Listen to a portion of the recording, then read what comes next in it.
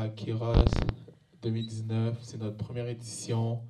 Euh, Ça fait plaisir de voir presque un an de travail qui s'accomplit. Pour faire un topo, pour vous mettre en contexte, donc Kairos, c'est une idée que j'ai eue il y a vraiment des années, que je voulais faire un événement comme... J'étais comme, ah, je vais faire un événement qui va être genre épique, puis j'étais comme, ouais. Puis finalement, l'idée a germé, ça s'est jamais passé, puis avec l'influence de danseurs de France, de LA, de Washington DC, j'ai eu l'envie vraiment de travailler dans plus quelque chose qui se rapprochait de moi. Donc j'ai décidé de revenir à Saint-Michel, qui est l'endroit où j'ai grandi. Puis j'ai décidé de créer vraiment un réseau culturel autour de la danse. Puis grâce au Conseil des arts et l'aide du Québec, on a réussi à avoir des fonds pour justement faire cet événement cette année. Puis vraiment le but de tout ce qu'on fait, pour ceux qui sont venus, ceux qui étaient à Montréal, qui ont venu les interactions créatives, c'est vraiment de faire, créer un réseau d'événements qui serait récurrent dans le quartier Saint-Michel pour créer justement ce mouvement-là, puis que les jeunes y aient accès, parce que c'est souvent difficile pour les jeunes du quartier d'aller à l'extérieur pour faire des activités. So in English, I said I did an event. That's pretty much it. No, no, so to like just do a little resume of why this is happening is in the past I wanted to do a bigger event. I was doing Chaos Unleashed before, and then I wanted to do something bigger, and then the idea never came to light. And then with the influence of a lot of people from France, LA, DC, donc, Lil, Jidawi here, we've talked a lot, and then that inspired me to work and to go back to my roots, go back to where I'm from. So I went back to Saint Michel, which is this neighborhood, and we decided in December to throw a lot of monthly events so that the dance is more accessible in the neighborhood instead of having it far away where people can't go there or are not gonna go there. And with the help of the city and some grants, we had the money to fund this event. And now we want to do is just keep building a structure of events that are happening often so that people know dance is alive and it's present, it's for everyone.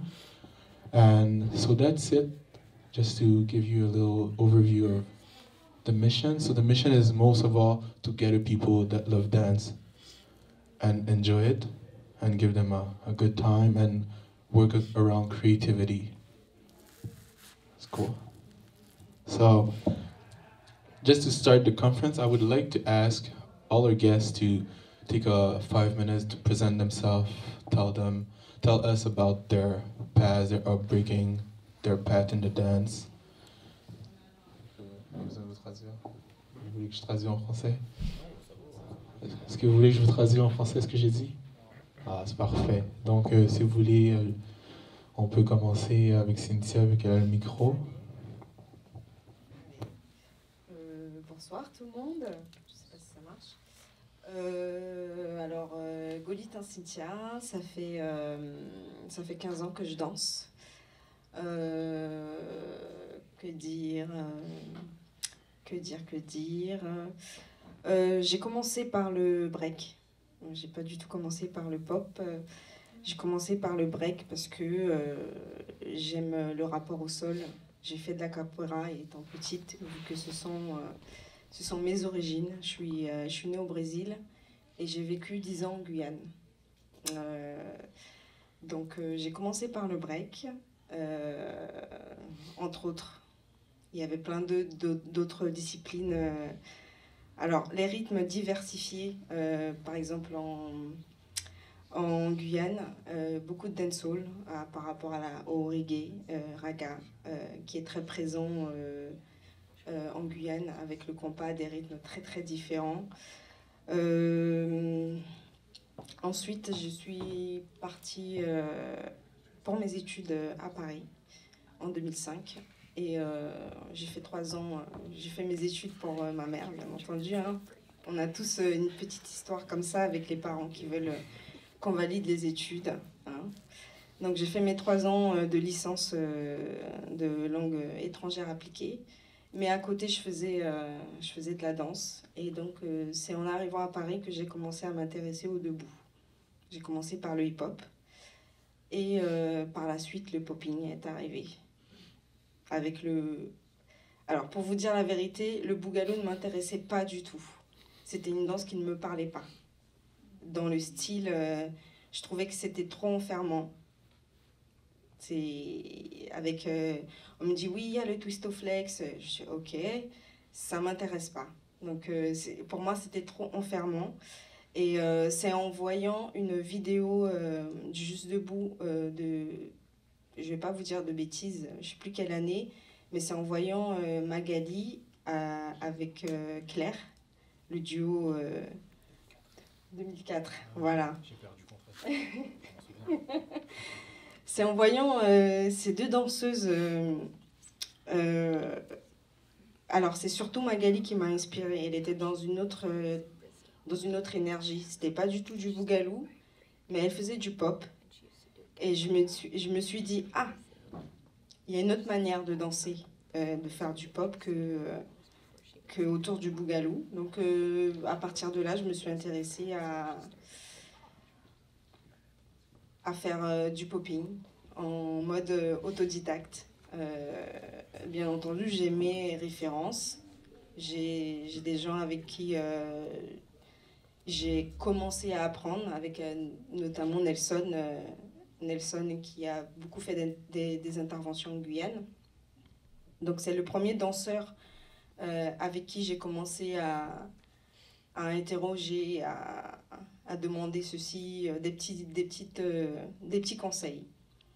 Et par la suite, je me suis fait moi-même mon avis sur, très très rapidement sur la scène, la culture hip-hop. Et j'ai des gens qui m'ont beaucoup inspirée. Et par la suite, je me suis fait moi-même ma danse autour de tout ce qui a influencé ma vie, c'est-à-dire le Brésil, la Guyane, les rythmes différents. C'est parti de moi. À partir de là, c'est parti de moi. Donc voilà, j'ai fait mon propre langage. Et voilà, par la suite, j'ai commencé à travailler dans des compagnies professionnelles. J'avais commencé à travailler après mes études à la Pinacothèque de Paris. C'est plus de la traduction, on va dire, pour les touristes. Et c'est un milieu qui ne m'a pas du tout plu. Et à ce moment-là même, on m'a demandé de danser pour une compagnie professionnelle. Je me suis dit, je ne suis pas comblée là où je suis. On va tenter la danse. Donc à partir de là, j'avais validé mes 3 années de licence. Donc je me suis dit, allez, on va tenter la danse. Et là, ma première compagnie, c'était en 2007 à Lyon. Et depuis, j'ai enchaîné les compagnies professionnelles. Les compétitions, bien évidemment, parce que j'aime bien l'adrénaline qu'il y a dedans. Je trouve que c'est un bon endroit pour se challenger. Et voilà, depuis, j'ai monté le collectif avec Bandidas, les filles, où on est 4 popeuses dedans. Et jusqu'à maintenant, j'enchaîne les compagnies. J'ai ma propre compagnie avec le collectif Bandidas. Et là, je suis sur de créer ma propre compagnie à moi, toute seule. Voilà. Parfait, merci Cynthia. Passons à Rashad. How you guys doing? Go ahead. How you guys doing? Good. Yourself? Yeah, I'm good. So yeah, I'll start with formally introducing myself. My name is Rashad. I'm originally from New York City. And yeah, I live in Maryland now, which is the DMV, right outside of DC. I'm just kind of like on the border. I'll try to be a little bit creative with how I explain my story. Instead of starting from the beginning, I'll start with who I am now. There's some of the things that I'm doing. So my crew is called The Assassins, War is a Light, and my company is called Urban Artistry. And I have another company called Funk and Focus. And basically all of these things are based around mentorship, preservation, community building, and really just trying to make sure we are being as authentic as possible to the origin story and to ourselves. So these days I'm constantly mentoring as well as being mentored by a few great teachers globally and locally. And yeah, it's pretty dope to be here and kind of sharing a little bit of these experiences with you all. Moving backward, I started getting into popping at a really early age. I didn't know it as that name. I think one of the earliest names I found was Boogie. That was like the first thing that I heard, Electric Boogie, just being from New York City. I was born in Long Island City, which is in Queens, and then moved out to Harlem when I was about 5, stayed there until 97, so I was 14, and then moved back to Queens for a little bit until I was about 19, so that was in Jamaica, Queens, or Laurelton in particular. And during those years is where I was seeing a lot of different influence from people who were street performing or hitting, specifically a group called the Transformers, which I later found out that name once I started getting into the study of a thing. But early, I remember my first live experience was seeing this gentleman do a side slide from one end of the street all the way to the other. And it was so unique that I was like, what is this? And how do I do that? It just looked so magical. And I remember being a kid trying to imitate the things that I saw. The first tape that I bought was in downtown Brooklyn. It was called B-Boy Pro-Am. I think it was either 99 or 2000, I forget which year. But it had Shallow, it had Clown, it had Domino. And these three left a really huge mark because I would watch this tape over and over and over, trying to understand how they were getting their bodies to respond to music the way they were, throwing waves and the floor movement, you know, and their charisma and how they were setting up combinations. This all was just so amazing to me. So this is just a few of the things that I was finding in my really early years when it comes to popping. Of course, I saw the movies Breakin' and Beat Street and these things, but I don't think it hit me as hard as seeing certain things live and seeing some tapes that seemed a little bit more tangible besides what was in the movies, something that was believable in some way. When I moved from New York to to Washington D.C. or the area, it was 2003, and I met a crew called the Boogie Nights, and they were running a practice called the DC Baltimore Pop Shop.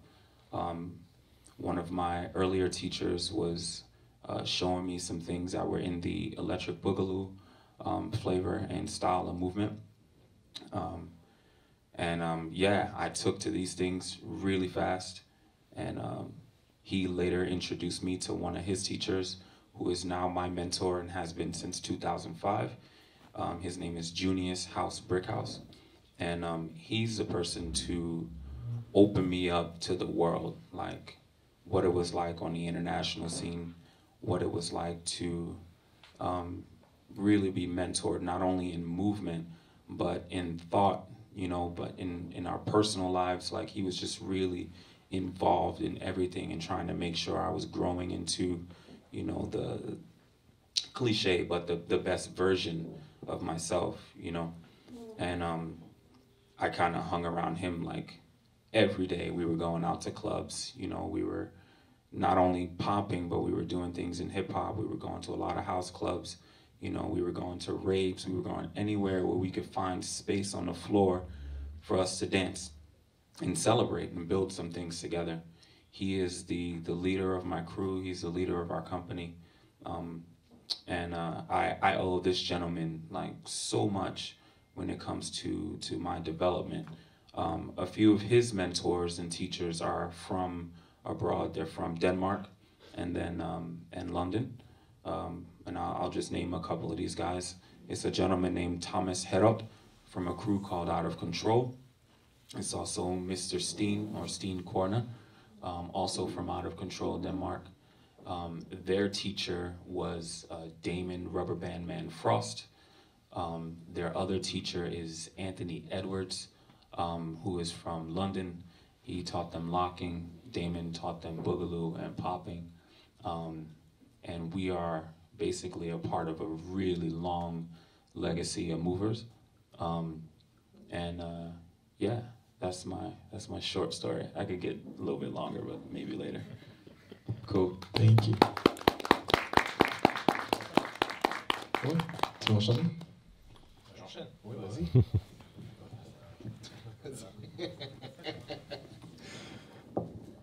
Bah, bonsoir tout le monde. Ça va? Bien? Ouais, Tranquille? Ouais, ça va, c'est pas trop long déjà là? En général, les conférences c'est relou et tout, parce que ça va que dans un sens, mais on va essayer de la jouer question-réponse après aussi un petit peu, je pense, histoire de faire un truc un peu plus dynamique. Alors, pour essayer de faire court, donc moi je m'appelle Jidawi Johar, je viens de France, du nord de la France. Vous connaissez Lille? La ville de Lille? Non? Lyon, vous connaissez? Ouais, c'est vraiment pas dans ce coin-là, c'est autre part encore. Mais c'est Lille. Donc Lille, c'est dans le nord de la France. Et en gros, j'ai démarré la danse en fin 99. Fin 99, début 2000. Très simplement, moi j'étais un fou de football. Encore aujourd'hui, le foot, c'est limite... le foot et la danse, c'est un peu au même stade pour moi. Mais en fait, en marchant dehors dans mon quartier, que j'ai vu des jeunes en fait, qui s'entraînaient, des moins jeunes aussi, qui s'entraînaient, qui dansaient. Et dès que j'ai vu ça, j'ai flippé en fait. J'ai dit, ah ouais, c'est un truc de malade quand même ce qu'ils sont en train de faire et tout. Et en sachant que moi j'avais déjà vu Jackson, etc. à la télé, donc je m'amusais chez moi à faire quelques moves. Mais en soi, là, j'ai vu du concret parce que c'était face à moi, c'était choquant. Et c'était beaucoup. Et à cette époque-là, en 99-2000, nous, on n'avait pas de notion. Parce qu'il faut savoir que là, je vous ai parlé de Lille. C'est à 1 heure de Paris en train. Il y a quoi, 100, 150 000 habitants, grand maximum. Moi, je viens d'une autre ville de 20 000 habitants qui est encore à 1 heure de cette ville-là. Donc il faut vous imaginer que les infos, on n'avait rien du tout. Mais rien. C'est-à-dire qu'on avait des mouvements, mais on ne savait pas les noms, on ne savait pas comment l'apprendre, on ne savait rien. Donc on prenait ce qu'il y avait à apprendre. Et après, là, dans la partie créative, justement, on a peu de choses, qu'est-ce qu'on fait avec? Et le but, c'était de développer du move et de comprendre, justement, d'essayer de développer des process pour essayer de développer des choses. Donc, mais ça, c'était pour la petite notion de créativité. Donc j'ai commencé comme ça. À cette époque-là, on disait le Smurf. Pour le pop, pour tout ce qui est animation, ce qui est waving, ce qui est touching, etc. On disait le Smurf, nous. Et le Smurf, c'était pour les gants blancs des Schtroumpfs. Bah, les Smurfs, je pense que vous dites le Schtroumpf aussi. Ouais. Ah, moi, parce qu'à Montréal, vous avez des vrais noms, des fois. C'est pour ça que je préfère demander. Ouais, tu vois, parce que je vais dire les Schtroumpfs, tu vas me dire non, ici on les appelle les petits nains bleus. Tu vois, je sais pas, j'en sais rien, mais tu vois, j'ai besoin de savoir. Et en gros, voilà, c'était par rapport à ça, parce qu'ils avaient des gants blancs, il y avait beaucoup de références à Mime Marceau. À l'époque, ils faisaient beaucoup de mimes aussi en France. Donc voilà, les mots, ils venaient comme ça. Et donc j'ai commencé avec le Smurf et avec le break. Et à côté de ça, on appelait ça aussi la hype. C'était le hip-hop. Donc le hip-hop, en France, on disait aussi le new style. Ça arrive aussi avec le juste debout. Mais à l'époque, on disait la hype donc, sur les musiques New Jack. Et donc j'ai commencé avec ça. Et sans prise de tête, hein, j'avais 12-13 ans. J'allais à l'école, je dansais, j'allais à l'école, je dansais, j'allais à l'école. Et basta, un petit hobby quoi. Et avec le temps, au fur et à mesure, c'est devenu de plus en plus sérieux, on va dire. De ce que les gens disaient, en tout cas, c'est que j'apprenais vite. Donc, je prenais du move et j'essayais de le développer rapidement. Et j'ai commencé d'abord avec beaucoup de scènes, avec des créations et des shows. Parce que quand j'ai commencé, il n'y avait pas de battle. Les battles, c'était dans les soirées. Mais les soirées, en soi, à 12 ans, on ne va pas en soirée. Donc moi, c'était dans les événements de danse. Et il y avait des petits cercles. Et je m'amusais à essayer de taper dans les personnes qui avaient 30 ans, etc. Parce que voilà, j'avais 12 ans, je pouvais faire ce que je voulais. Et c'était marrant, c'était un bon apprentissage. Et du coup, de 2000 à 2004, j'ai fait que ça. Que des shows et des créations. Que des shows et des créations partout en France. On a gagné pas mal de concours, etc. Donc c'était cool. Et à partir de 2004, là, j'ai commencé à faire des battles. Donc quand je dis des battles, c'est des compétitions. les compétitions organisées, etc., des battles, j'en faisais depuis que j'ai commencé, les cercles, j'en ai toujours fait, mais les compétitions sur scène où on s'inscrit, où on est numéro combien, on doit passer dans combien de temps, voilà, ça c'était à partir de 2004. Et de 2004 à 2000, on va dire 2010-2011, j'ai essayé d'en faire 3 ou 4 par an maximum. De toute façon, au début, il n'y en avait pas beaucoup, mais je ne voulais pas en faire énormément. Parce que justement, dans ma conceptualisation des choses, c'était pas de me montrer beaucoup en fait. Moi, c'était à chaque fois que je viens, il faut que j'ai quelque chose de nouveau en fait. Je trouvais ça un peu claqué de venir et de refaire la même chose qu'avant. Je sais pas, moi-même j'allais m'ennuyer, donc je préférais revenir et me dire voilà, il faut que les gens ils soient un peu choqués, qu'ils me disent ah, ce que tu as trouvé là c'est ouf. Donc c'était un peu moi comment je voyais les choses, c'était de m'entraîner à mort. Et même mon process d'entraînement c'était maison, chambre, donc ça c'est chez moi, tout seul, moi et ma folie, moi et mes musiques, moi et ma famille, moi et les plats que ma mère me préparait. Ensuite je vais dans la salle, donc quand je dis la salle c'est avec mes potes. Et c'est là qu'ils vont me dire non, ça il faut pas que tu le fasses parce qu'un tel il le fait déjà, ça c'est bien, ça c'est pas bien. Et ensuite je montre à tout le monde. Donc ça c'était mon process moi à l'époque. Et du coup à partir de 2008-2009 j'ai commencé à me faire une petite renommée dans les battles en Europe. Et à partir de là on a commencé à m'appeler pour juger des compétitions, pour donner des cours, etc. En sachant que j'ai commencé à donner des cours à 13 ans aussi dans mon école. J'en ai donné aussi à l'étranger parce que j'avais des partenariats avec ma ville, avec des pays à l'étranger. Donc j'ai très vite appris aussi à donner cours sur le terrain et avec des personnes parce que j'ai assisté aussi des personnes qui donnaient des cours. Et en sachant que moi je préférais donner des cours que faire des battles. Donc c'est pour ça qu'après j'ai essayé de charbonner sur un événement, c'était ma petite vitrine, tout le monde en parlait et pendant un an j'ai essayé d'enseigner partout. Parce que mon but c'était pas de gagner des battles. Pour moi la meilleure victoire c'est qu'on retienne ce qu'on a fait en fait sur un événement. C'est souvent c'est rarement les gens qui ont gagné de qui on parle vraiment en vérité. C'est ça qu'il faut prendre en compte et ça va rentrer après dans la thématique parce que pour moi la créativité elle rentre à ce moment-là. Souvent on parle des gars qui ont perdu par exemple au quart de finale parce qu'il a fait un passage de dingue et pas forcément du winner parce qu'il a eu toute une stratégie de battle pour gagner. Lui il fait de la perf, l'autre il fait de l'art. Donc il y a une petite diff, mais bref, ça je vais revenir dessus après. Et à partir de là, j'ai jugé, j'ai fait beaucoup de... J'ai travaillé aussi un peu dans le commercial, comme on dit en France, donc sur des marques de... Ça peut être des marques de vêtements, je travaille avec des artistes aussi. Quoi d'autre encore. Bref, j'ai fait le tour en fait. Dans la danse, j'ai fait un peu le tour. Et à partir de 2014, en 2014, j'avais jugé le Juste Debout. Vous connaissez le Juste Debout? C'est bon? Donc j'avais jugé... Non mais je demande quand même, parce que je sais pas, les générations, il y a tellement d'événements maintenant, moi je suis plus trop dedans, donc je préfère demander. Et donc j'avais jugé cet événement-là, et à la fin de l'événement, j'avais décidé de mettre un peu à terme ma carrière de danseur, entre guillemets, parce que pour moi c'est pas vraiment une fin en soi d'arrêter de danser. Hein. C'est un peu fou des fois pour certains de dire mais non je vais arrêter la danse, mais pour moi c'était rien quoi, il y avait encore moyen de faire du foot. Donc, mais en gros ouais, j'ai décidé de mettre ça de côté pour essayer de prendre ce que j'avais fait depuis toutes ces années-là et en faire quelque chose d'autre. Et à partir de là, j'ai créé mon concept, entre guillemets, qui s'appelle Up by JW. Et là, c'est partir plus sur du développement personnel, de l'accompagnement pour tout le monde. Donc j'utilise la danse, toutes les notions que j'ai développées, que ce soit la créativité, la connaissance de soi, la marque personnelle, etc., pour l'enseigner maintenant à tout le monde. Parce que dans les cours de danse, j'avais des danseurs. En fait, ça me saoulait un peu, je voulais essayer de partager mes notions avec d'autres personnes. Et ça m'a donné plein de nouvelles opportunités. Je travaille maintenant avec Decathlon, je suis partenaire technique sur une marque de vêtements. Je travaille aussi avec des grosses associations sportives où je fais de la coordination chez eux. J'ai une boîte audiovisuelle, etc. Bref, j'entreprends comme j'ai entrepris dans la danse en fait, tout simplement. Donc voilà. Merci. Buddha Stretch, do you want to talk? How y'all doing? My name is Buddha Stretch. I'm part of a crew called Elite Force and a bigger family of crews called Mob Top. I've been dancing since 1982. Started with what this man referenced as electric boogie, popping, from watching a television show called Soul Train. Moved from popping and breaking, and then the mid-'80s started what is deemed as freestyle hip-hop. I don't know, I've been around a little too long. Yeah, I'm still here, still observing, still learning. I don't know what else to say. If I went into specifics, we'd be here all night. So, just happy to be in Real City again. I've been coming here now for 27 years. Yeah, I've been around too long. But I enjoy the dance. Looking forward to sharing what I know. Primarily teach more than anything else. Yeah, that's about it.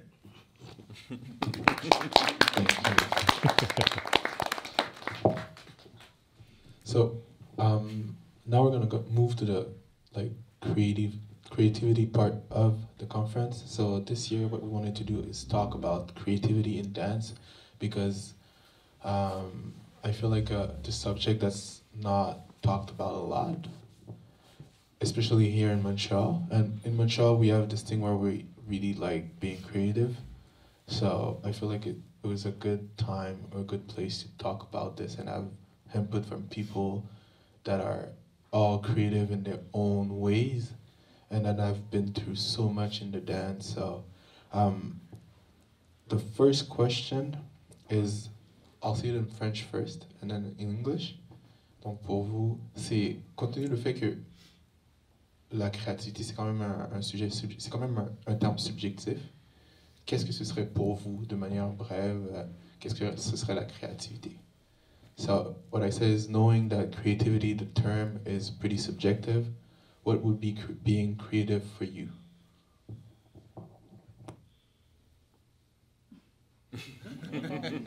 From my perspective, creativity is when you take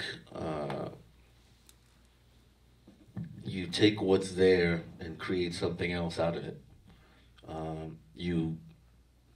You take a twist, you transform the energy from this form to that form.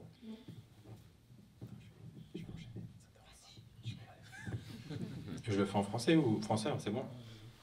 Pour moi, la créativité, c'est juste être soi-même. En fait. Pas besoin de... Non, mais parce que être soi-même, aujourd'hui, c'est simple à dire, mais c'est très difficile à faire. Et il est là le vrai taf, en fait. C'est pas essayer de faire le mouvement du siècle, le truc qu'on n'a jamais vu, qui va tourner sur Instagram, qui va faire 1 million de vues, on s'en fout, ça. Le but, c'est comment vous dormez le soir, est-ce que vous dormez bien?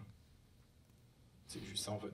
Et si vous êtes vous-même, au final, vous serez créatif parce qu'on est tous différents. Donc, même des jumeaux sont différents. Voilà.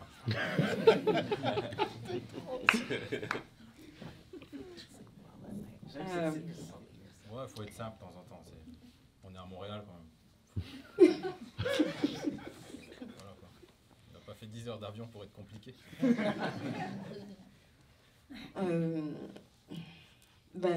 Avec les deux parties, moi je suis assez d'accord. On va dire qu'il y a une profondeur plus spirituelle à être soi-même dans la créativité. Je trouve que la créativité, c'est la fusion des deux. C'est-à-dire qu'on prend quelque chose une base, qu'on va se l'approprier. On va s'approprier et l'emmener là où on est. C'est-à-dire à soi. Donc il y a une petite fusion entre le côté spirituel d'être soi-même et le côté esthétique et juste visuel d'un mouvement. Donc, et l'emmener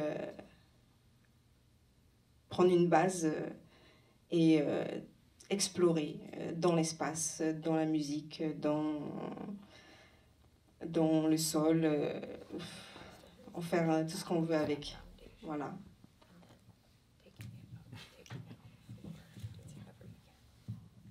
I think what's important is this word limitation, is when you can get away from like boundaries and you start to take your resources, inspirations, just like everything that you see around you, and you find a really clever way to put it together.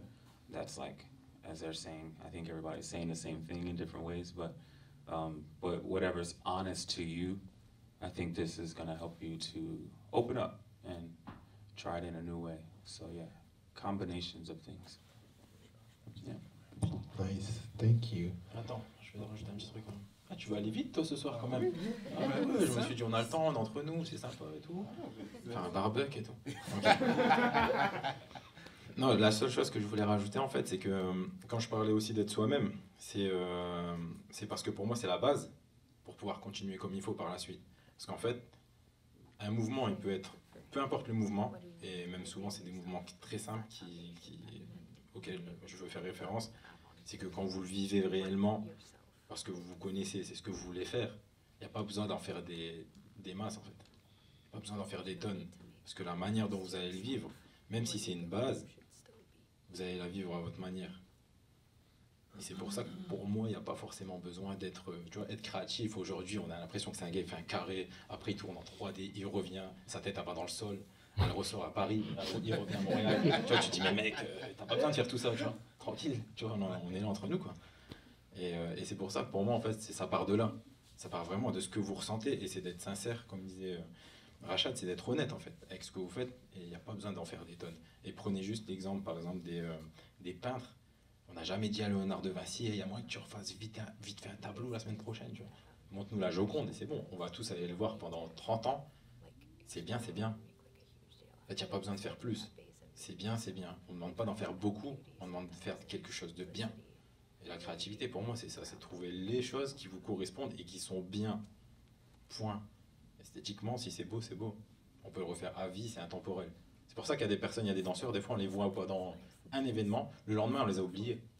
Il y a des mecs, au bout de 20 ans, vous les avez encore en tête. Même s'ils refont tout le temps la même chose. Parce que c'est bien.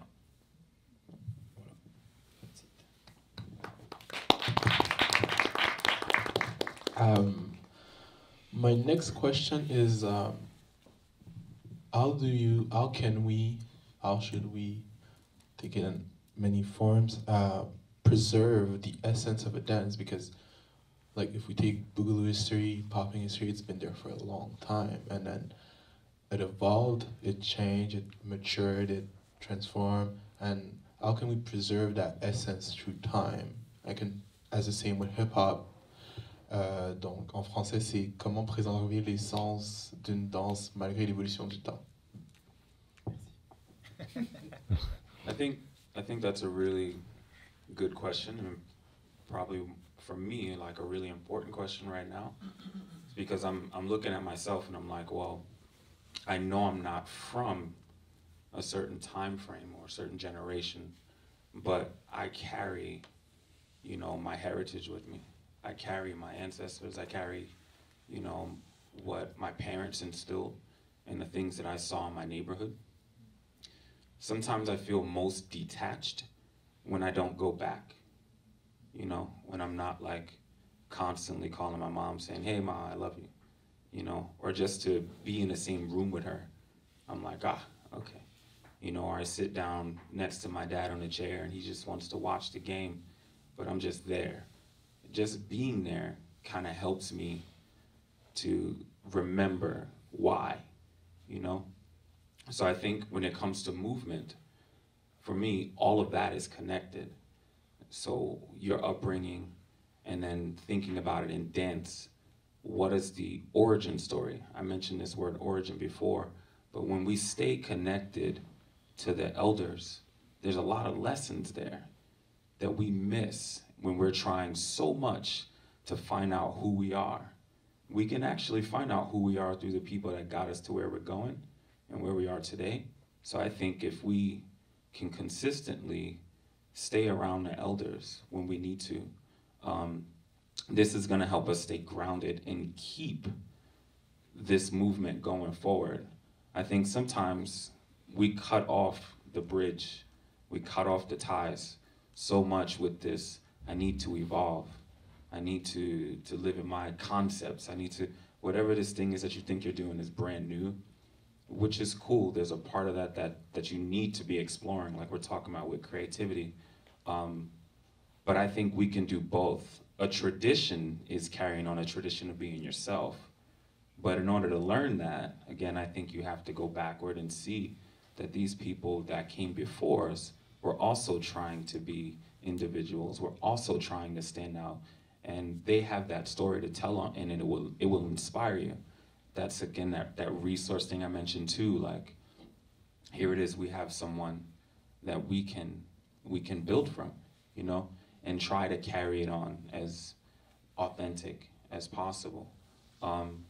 So yeah, I think staying connected to the elders, you know, documenting the things that you're seeing, documenting even your story now is just as important, right? Like, I'm only in my 30s, but I know if I don't document what I'm doing 20, 30 years from now, no one will know, you know, and that story dies.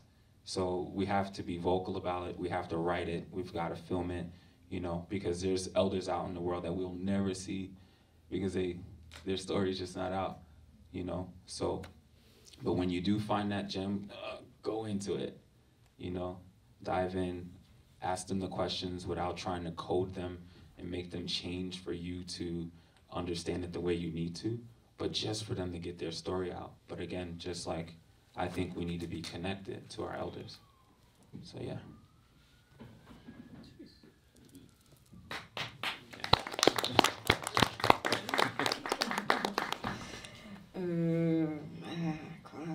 À 100% d'accord. Je vais juste rajouter que, alors pour moi, la communication bienveillante, elle est importante, dans le sens où quand on veut aller chercher l'histoire de quelque chose, il y a toujours des discours différents. Donc même entre les pionniers qui sont là, il y a toujours un combat dont on n'a pas forcément besoin. Donc ce qui est important, c'est la communication, de garder les ponts entre... et que ça circule, que ça n'aille pas que dans un sens, des pionniers aux plus jeunes, parce que les plus jeunes aussi ont à apporter aux pionniers. Donc c'est une circulation qui doit se faire dans les deux sens. Donc, je pense que ça reste important. Voilà, mon mot c'est communication bienveillante. Voilà.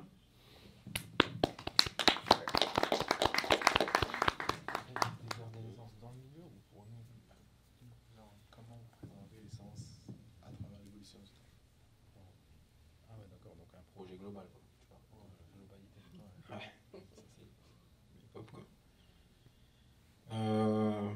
Alors pour garder l'essence, c'est vrai que moi c'est pas des questions qui m'ont... En vrai je m'en fous de ouf, tu vois, je vais pas te mentir. Non mais c'est pas que je m'en fiche dans le sens, tu vois, je m'en pète. Mais quand j'ai commencé la danse, en fait c'est des questions que je me suis jamais posées. Le plus important en fait c'était de comprendre le pourquoi j'aimais faire ça, le pourquoi je voulais le faire. Ce que c'était, en sachant que j'avais pas les infos même quand je cherchais. C'est-à-dire que les seules choses que j'avais, c'était des VHS, les cassettes vidéo, qu'on se faisait tourner à droite à gauche, que c'était des compètes.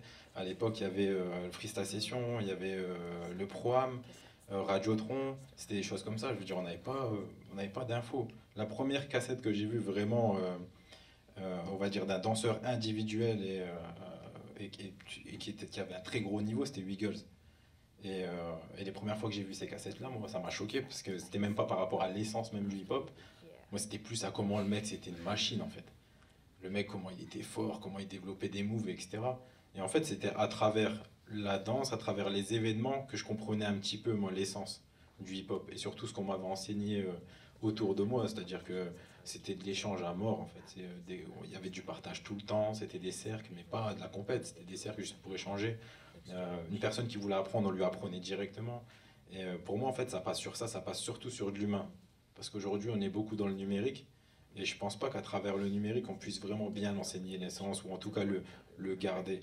Je pense que c'est surtout à travers l'humain. Et après, il y a une distinction aussi à faire, c'est que nous, on est super passionnés. Tu vois, c'est que moi, je kiffe la nouveauté, hein, de dingue. Je kiffe trop voir des jeunes faire des trucs de fou, même des moins jeunes. Hein. Mais je veux dire, j'aime trop voir des choses nouvelles. Mais au final, aujourd'hui, on est encore plus dans ça qu'avant. Donc c'est encore plus difficile. Aujourd'hui, ça va trop vite. Là, maintenant, on peut voir il y a une personne qui peut devenir forte en restant chez elle. je veux dire, avoir un niveau en restant chez elle. Elle n'est pas forcément obligée d'aller dans des événements, de rencontrer des gens. Elle peut avoir un minimum de niveau en restant chez elle. Donc c'est pas évident. Pour moi, vraiment le plus simple, c'est dans les relations humaines, donc sur les événements, quand on arrive à rassembler, à fédérer sur des événements comme celui de ce soir, par exemple. Mais en soi, c'est réussir à le dégager aussi dans sa manière de danser et dans sa manière d'être. Je pense que c'est le meilleur moyen d'enseigner des choses, c'est en les vivant et en les montrant, en fait. C'est trop simple de dire oui, il faut être comme ça, et au final, derrière, ça n'a rien à voir comment vous vous comportez. Donc pour moi, c'est vraiment ça. Le process pour garder l'essence même du hip-hop, c'est de le vivre avec d'autres personnes. Et au final, il y a toujours des nouvelles personnes qui viennent. Ça vient, ça part, de toute façon, dans le hip-hop. Si je vous dis, vous vous souvenez des personnes qui ont fait des présélections il y a 5 ans, il y en a plein, on ne sait même pas où ils sont. Non, mais c'est une réalité. Hein. Ça part, ça vient, ça part, ça vient. Il y a un petit noyau qui reste. Mais on n'est pas nombreux. Hein. On n'est pas nombreux, en vérité. On n'est pas la NBA, nous. On n'est pas nombreux. Hein. Donc, c'est ce qu'il faut se dire. Et l'essence, voilà, pour moi, je ne vais pas dire il y a des hauts, des bas, mais il y a des évolutions. Dans 10 ans, je pense pas qu'on sera du tout dans le même concept qu'aujourd'hui, et je l'espère pas en fait. J'espère que ça aurait évolué, mais dans le bon sens. Donc voilà, je sais même pas si j'ai répondu à la question, mais j'ai parlé en tout cas.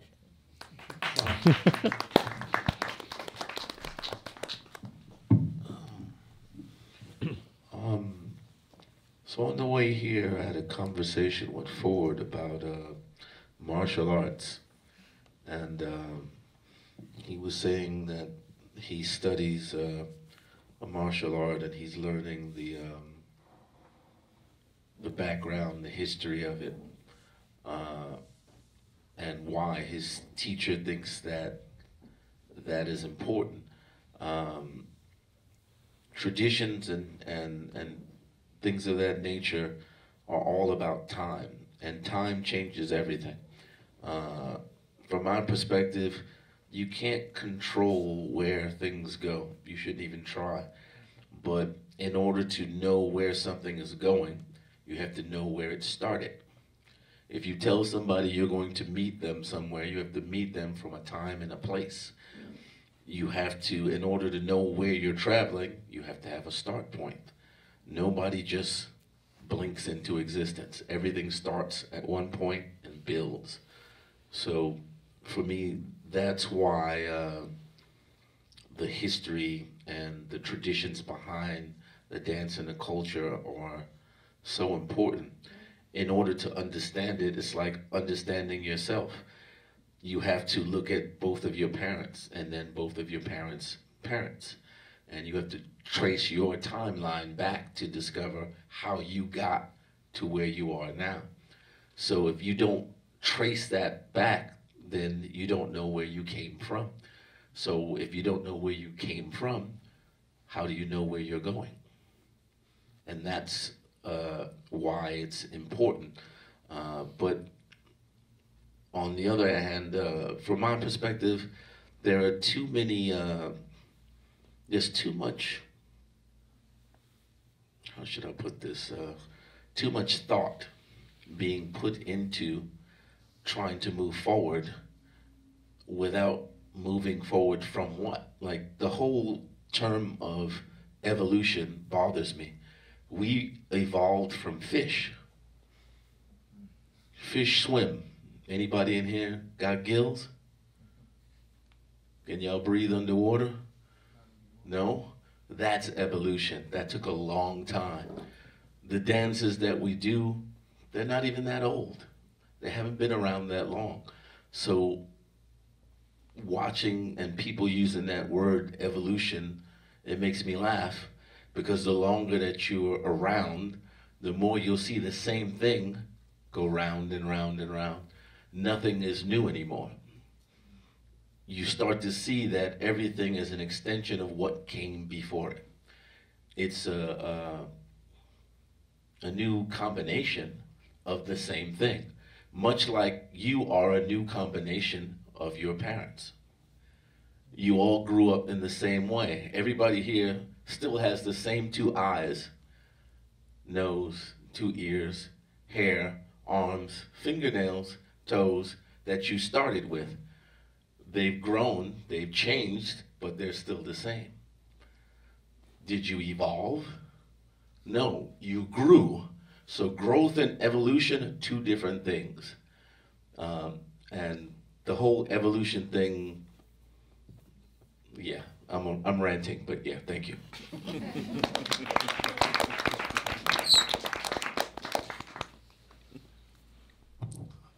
I want to ask a question about style.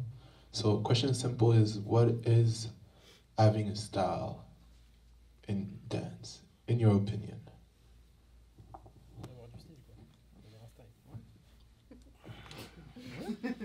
For me, it can't be a style if it doesn't have A, rhythm, B, technique, C, vocabulary. So if you are saying that you're doing your own style, dance-wise, okay, to what music? Because we identify the dances by the music that created them. You separate the dance from the music, what do you have? That's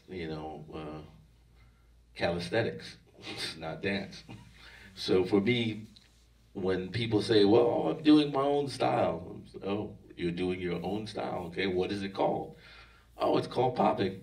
Oh, but popping's already a style. How is it your style if it already has a name?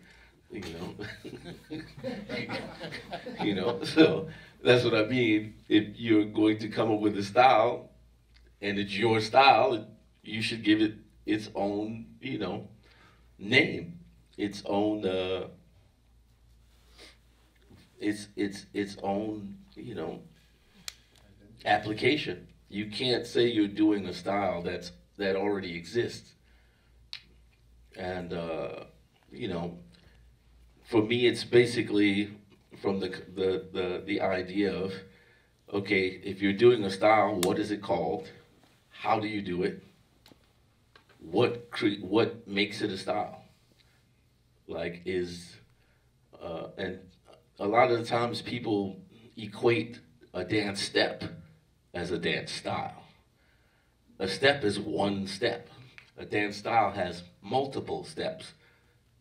Putting them together creates the style. Okay, I'm gonna shut up now.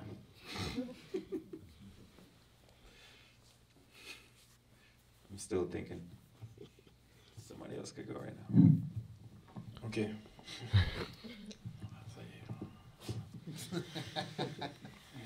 Non, mais après, là, c'est parce que je pense que déjà, ne serait-ce qu'en anglais, en français, nous, on dit pas la même chose. Genre, rien que ça, je veux dire un style. Nous, en France, quand on dit lui, il a du style. C'est qu'il a une personnalité, c'est qu'il dégage quelque chose. Tu vois, moi, c'est ça que je vois, en tout cas, c'est pas un style de danse, en soi. Tu vois, non, mais tu vois ce que je veux dire. Oui, je vois ce que tu veux dire. C'est juste qu'à Montréal, nous, vu qu'on utilise souvent des termes anglais, pour nous, si on dit quelqu'un a un style, on va référer au terme anglophone, avoir un style. C'est pas avoir du style. Non, mais ça, il n'y a personne dans ces cas-là. Les styles sont déjà existants. Je veux dire, il n'y a personne qui a inventé un style depuis... il n'y a pas une personne qui est venue en disant, bah voilà, si tu veux danser mon style, il faut passer de la lettre A à la lettre Z, et tu l'as. En tout cas, j'en connais pas, moi, perso. Par contre, je connais beaucoup de gens qui ont une touche, qui ont une personnalité. Je sais que nous, en France, on dit ça, en tout cas. Et en général, de toute façon, ces personnes ne disent « j'ai mon style ». Celui qui dit « j'ai mon style », c'est qu'il n'en a pas forcément. C'est plus quand on dit qu'il a un style. C'est dur de s'auto-proclamer ouais, j'ai mon style et tout, c'est quand même chaud, je trouve. Mais bon, après, chacun son truc. Hein. Mais concrètement, en tout cas, moi, c'est comme ça que je le vois. Tu vois, le style, pour moi, c'est plus une personnalité de comment la personne elle va introduire sa danse, comment elle va sortir de son passage, comment elle va arriver dans un événement, comment, tu vois, l'attitude qu'elle aura. C'est vraiment autour de ça, le style, pour moi, en tout cas, comme je l'ai toujours vu. Et ça, il y a beaucoup de personnes. Mais encore une fois, je reviens sur les premières choses que j'ai pu dire sur le fait d'être soi-même et de ne pas forcer, en fait. Faut juste se trouver et de pousser plus loin son personnage. Parfois, la danse, ça peut servir aussi à pousser sa personnalité encore plus loin. Un peu comme un X-Men qui va pas sortir ses pouvoirs devant tout le monde. Mais là, on va dans un événement et là, on pousse sa personnalité à travers sa danse. Et là, pour moi, c'est avoir sa personnalité. Si je dois pas dire style, en tout cas, c'est plus avoir sa personnalité, avoir sa touche. Comme les Français à l'époque, par exemple, il y avait une touche française du break, tu vois, qui a été réputée d'ailleurs à Montréal. Il y en a beaucoup qui sont inspirés, tu vois, quand tu prends des groupes comme Suite Technique, etc. Même les Hollandais de Hustle Kids, etc. sont tous inspirés de la touche française. Même dans les pays scandinaves, en Suède, ils sont inspirés à mort des actuelles forces et toute l'époque. Donc ça, c'est une touche. Mais en soi, ils font du break. Tu vois, c'est des b-boys. Donc moi, c'est plus par rapport à ça. Après, un style, en soi, un gars qui vient et qui me dit, ouais, j'ai fait mon style. Je dis, ben, filme-toi, kiffe, mon copain.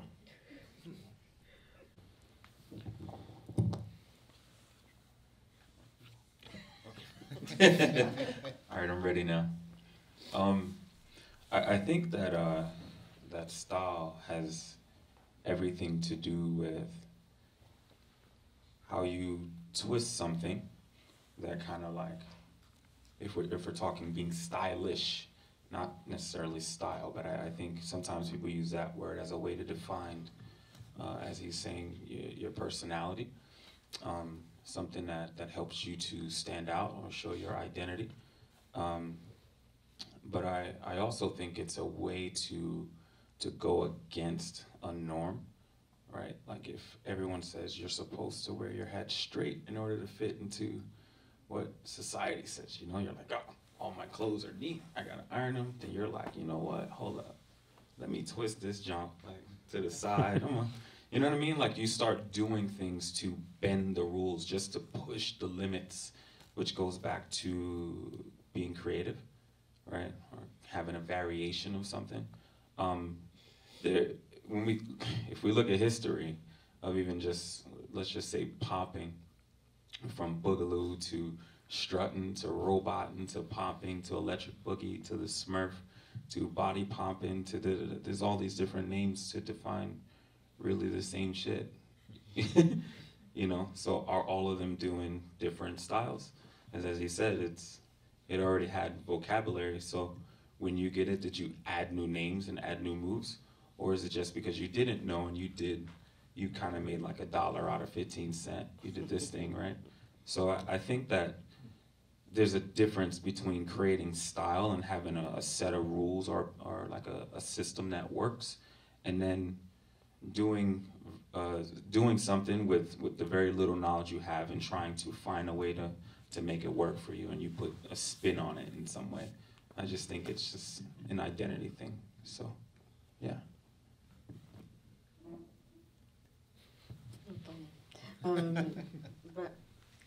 Est-ce que tu peux répéter la question, s'il te plaît? C'est la France. Non, non, c'est vrai. Qu'est-ce qu'avoir un style? Je veux dire, style et pas un style. Qu'est-ce qu'avoir un style? Dans la danse, selon toi. D'accord. Bah, je pense que ça a été un peu répandu, enfin, ça a été répandu clairement à différents niveaux, différentes perceptions.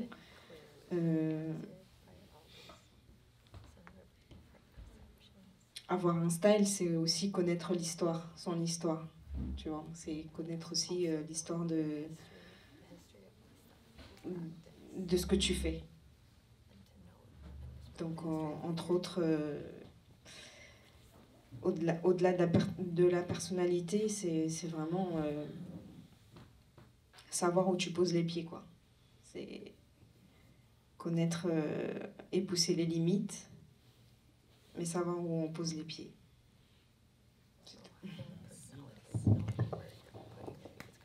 J'aurais une dernière question, parce qu'après j'aimerais ça que le public s'exprime. Ma dernière question, c'est est-ce que vous croyez qu'aujourd'hui, il y a, comme tu disais un peu plus tôt, genre vers 2004, il n'y avait pas tant de battles, même avant, il y avait 2006, 2007, il n'y avait pas énormément de compétition, pas énormément de battles. Puis, donc, maintenant, avec l'éventail de battles qu'il y a présentement, est-ce que vous sentez que ça nourrit la créativité et l'expression des danseurs ou ça la restreint? So the question is, knowing that today compared to before, let's say 12 years ago, there's way more battles, way more events, and do you think that this helps creativity and expression grow, or is it restraining it? Last question, then. I think there's a lot of restraining happening. Oh man. This is a doozy. I think that because people are no longer preparing for conversation, they're no longer like there isn't an exchange. The battles aren't real. There's a lot of acting. You know, it's like it's like WWE. You know, like people are playing a persona in order to fit. You know, or they know it's a cheat code to win. You know, so they do a certain set of, man. There's so much I want to say. Fuck it. All right. So when I judged the JD tour, people literally had like 1 minute prepared rounds, not just the routine, like at 30 seconds, and then they hit the routine. But even the solos were like so pre-planned. Everyone looked robotic, and it was like, what am I watching right now? Like, what are you guys doing? But then I understood that throughout the year, people are training for this moment. 1 minute, they prepare. Like, I only work on 3 solos. You get your prelim round, you maybe go through your quarter. You know what I mean? Like, you're not really preparing for an experience to dance with people. You're just preparing for like 5 minutes of dance. You don't even dance that much, if you get far, you know? So I think it's taken away from us being together and building truly. Like let's go, if we're gonna dance against each other, let's go 10 rounds, if it gets that far. Or if I don't like dancing with you no more, I'm gonna cut it off at 30 seconds, I ain't going no more. You know, but I get the choice. And now people don't really have the choice.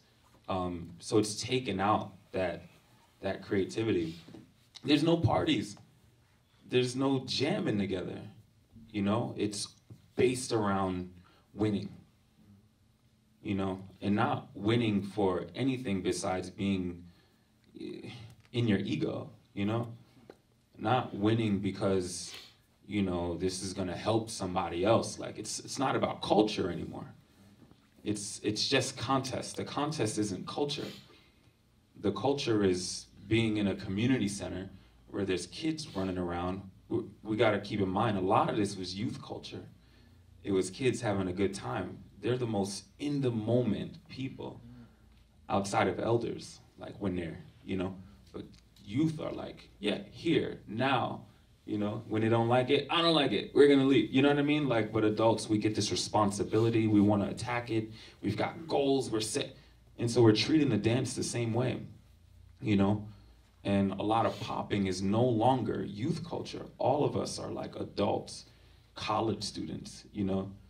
People who are trying to manage their lives. So it's taken out that youthful spirit, that first energy that created the thing in the first place. When you see, like, a lot of people try to shy away from the arguments online, the who started what, right? But when I view it, I see people kind of tap into this other energy, right? Like, nostalgia kicks in. Well, my crew was better than yours. We had this one step in it. Now, schoolyard play. If you've got a toy and someone else has a toy, my toy is better than your toy, you know? Well, my toy can do this. You don't even have any weapons and you're making extra noises and you're trying to do everything you can to make your toy cooler, you know? And you're doing that all day long, not just in a short bracket of 5 minutes of dance, you know? So we don't get to have that thing where we can be so personal about it, you know, and so aware of like all the things that's happening around us, that it kind of forces you to change. It forces you to create.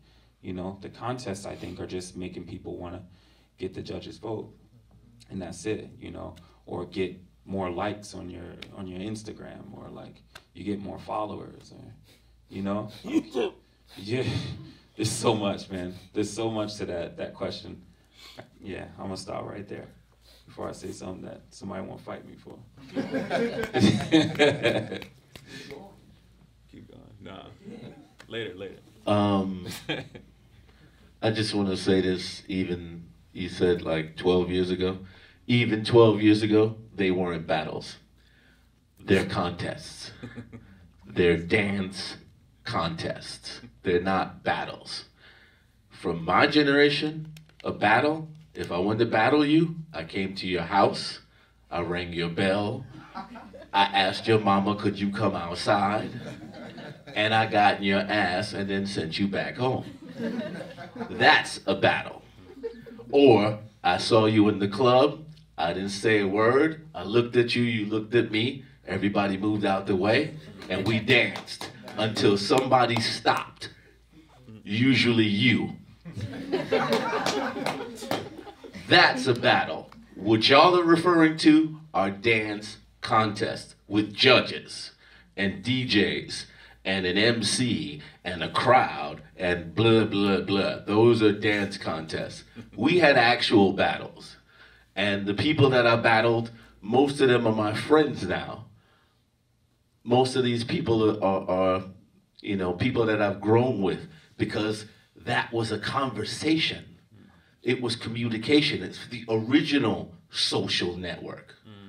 You know, that's why these contests, there are more of them, but there are less people going. All the attendance and all the events around the world, and I know this because I usually judge them, are down. Because, A, the battles get boring. You know, who wants to go to an 8-hour event and sit and watch? And there's music playing. The music is supposed to inspire everyone to dance, not just the people in the battle. 2, judging.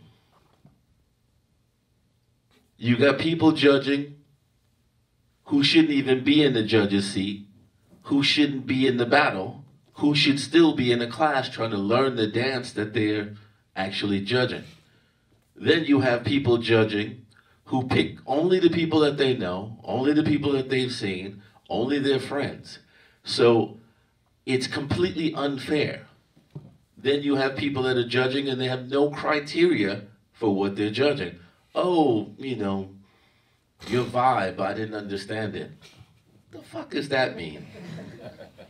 So that's another thing that's ruining the contest and the culture in general.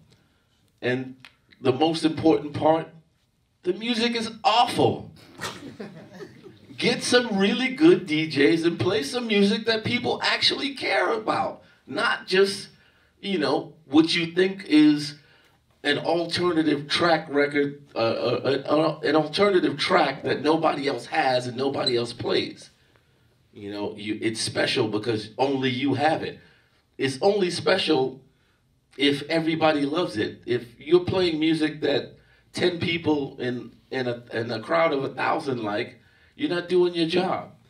Again, the music is the most important part of the event outside of the venue. Once you get a good venue, you gotta have a great DJ. Not a good DJ, not your friend that has 10,000 MP3s, you know, not Spotify playlists, not SoundCloud playlists, but an actual DJ who understands the music that goes with the dance.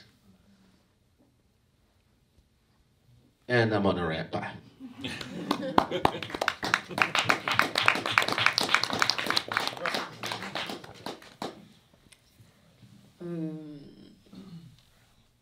La réponse du coup est non, mais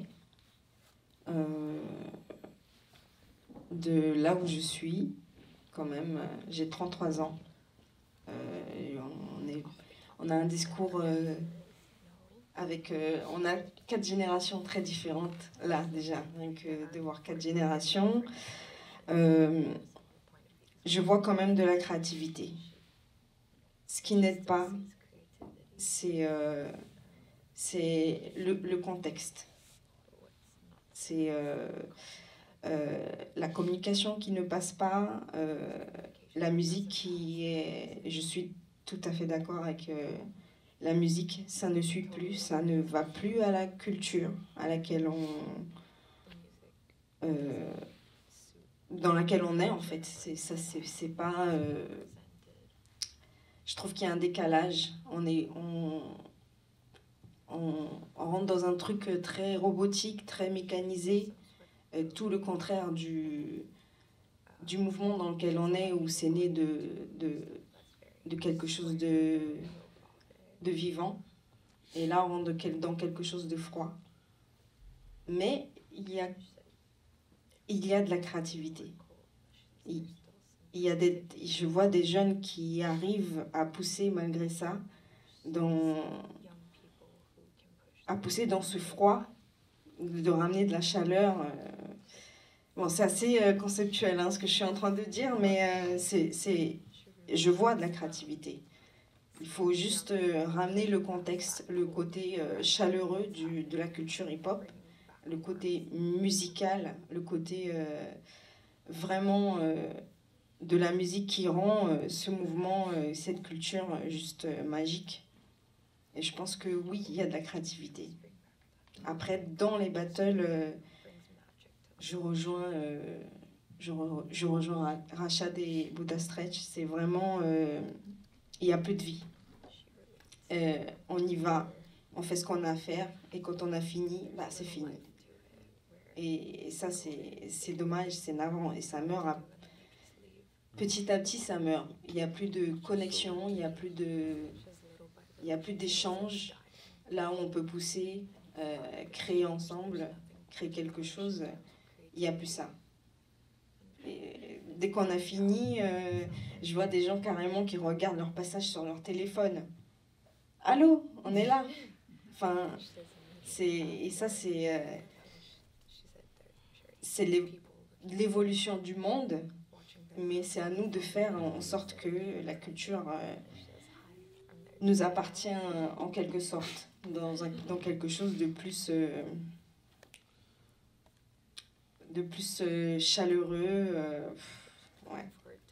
Voilà. Donc, oui et non pour la question, du coup. Mais il y a quand même... tout n'est pas perdu. C'est pas non. Voilà.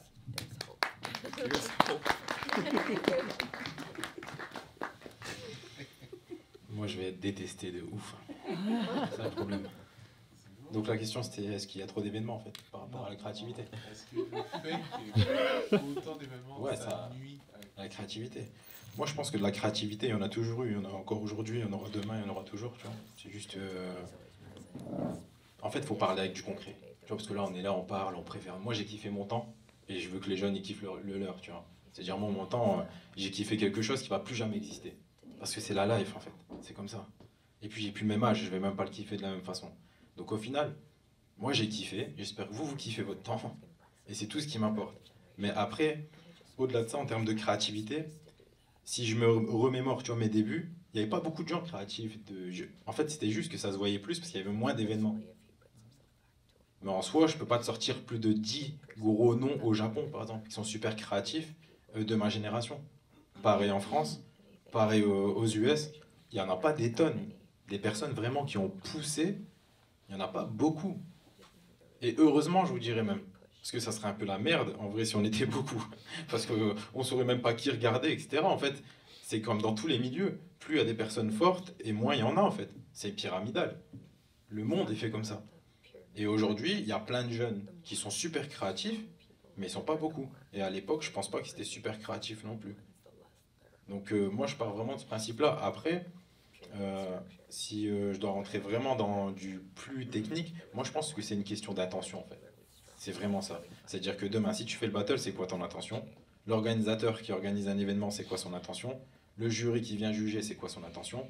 Le mec qui va en soirée, c'est quoi son intention? En fait, c'est grave personnel. Et c'est difficile de faire quelque chose qui est... c'est difficile d'avoir les mêmes intentions au même moment, en fait, si on fédère pas. Tu vois, c'est que les trois quarts des personnes qui se plaignent, ils n'organisent rien. C'est une réalité. Tu vois, moi j'en entends combien, ouais, non mais maintenant les jeunes c'est claqué, je vais même plus dans des événements. Bah, reste chez toi, tu vois. Dors, fais des trucs, joue à la play, fais des trucs, reste là-bas, tu vois. Mais si tu as envie d'aider, fais en fait. Tu vois, organise quelque chose, ramène les gens, pousse le truc, montre que ça peut apporter aussi. Et il y en a encore qui le font, heureusement, tu vois. Bah là, je veux dire, par exemple, toi, tu fais un événement, c'est ce concept-là. En France, on a plein d'événements différents, on a plein de concepts, etc. Et je pense qu'il faut de tout. Mais après, c'est une question d'attention. On peut pas dire à un jeune, il faut pas que tu fasses ça. C'est ok, t'aimes bien faire ça? Comment maintenant on peut essayer de d'amener ce que nous on aimait et ce qui nous a apporté beaucoup de choses avec ce que t'aimes aussi? Et je pense que le défi il est vraiment là, c'est de, par exemple même sur tout ce qui est numérique, moi je pense que maintenant tu peux pas, on est obligé de faire avec. On est obligé. Nous on est qui pour arrêter le numérique? On est qui pour dire va pas sur, tu vois, regarde pas les vidéos sur YouTube et tout. Je suis personne, hein. Va 100 fois sur YouTube si tu veux. Moi j'y vais de toute façon. Donc au final pourquoi je vais dire pas aller genre je suis le mytho? Non, je veux pas sur YouTube alors que chez moi je suis comme ça, je suis en sang et tout. Ah, on va tous sur YouTube, c'est la vie en fait, ça fait partie de la vie de tous les jours. Et justement, ça peut même aider des gens. Moi, je suis content et j'espère qu'il va venir un petit pop. Là, j'ai pas eu d'infos sur ça, mais un petit pop, il vient du Vietnam. Il y a 10 ans, je connaissais personne moi du Vietnam. Le seul truc que je connaissais du Vietnam, c'était la guerre qu'il y avait eu. Je connaissais rien moi, même dans la danse, il n'y avait rien. Et aujourd'hui, je pense que le numérique, ça a aidé beaucoup de monde à sortir peut-être même de galères, etc. Mais en tout cas, à émerger même dans le milieu de la danse hip-hop. Donc, c'est pour ça, je pense que il faut réussir à prendre tout ce qui se fait aujourd'hui, le mixer un peu avec ce qui a toujours fonctionné et l'essence même, justement, pour revenir sur l'essence de ce qui est le hip-hop, essayer de pousser encore plus loin. Mais pas rentrer dans du conflit, en fait, de ça va pas, ça va pas. Moi, je pense que tout fonctionne. Il faut trouver les bons leviers pour que ça aille bien, en fait. Mais voilà, tu vois, c'est pas... Bref. Voilà, tu vois. Merci. Thank you. J'aimerais, si vous avez des questions, prendre un 15 minutes, 20 minutes. Ok, ouais, bon, c'est fait.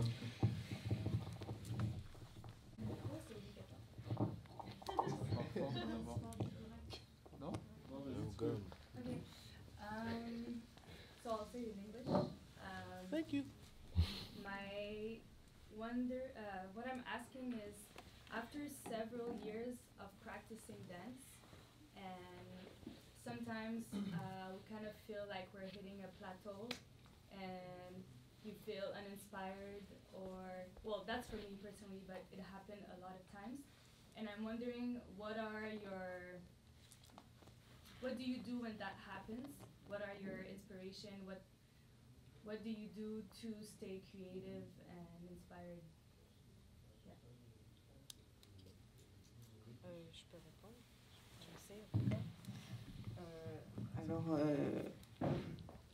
Alors, surtout ne pas paniquer. Voilà. Il ne faut pas avoir peur du blanc, en fait. Il ne faut pas avoir peur de ne rien avoir, en fait, qui arrive. Parce que ça va revenir, quoi qu'il arrive. Parce qu'on est des artistes. Et que, comme un écrivain, il ne faut pas avoir peur de la page blanche. Voilà. I found that usually when I'm stuck, it's because I'm in a place of like learning. I'm so in my head about it that I just haven't found a way to get it out yet. And that's okay, you know?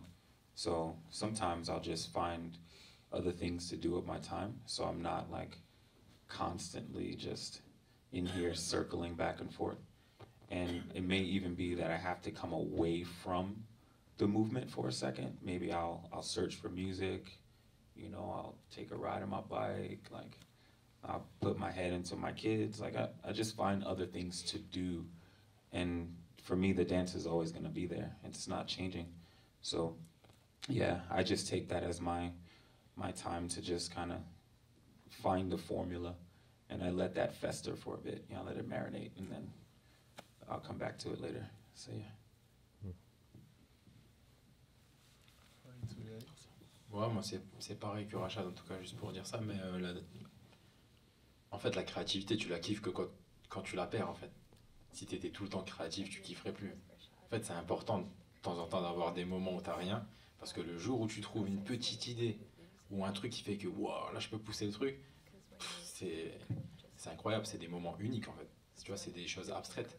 Donc en fait faut des fois avoir ça. Moi je pense que Tu vois, j'en ai eu pas mal, hein. Des fois, même à l'époque, quand je m'entraînais avec mon crew, on se donnait rendez-vous dans une salle. Des fois, j'y allais, je checkais tout le monde, tu vois, je disais bonjour à tout le monde. Je m'asseyais, parce que moi, j'aimais bien m'asseoir 5-10 minutes pour reprendre la température, tu vois, réfléchir un peu à où j'en étais, etc.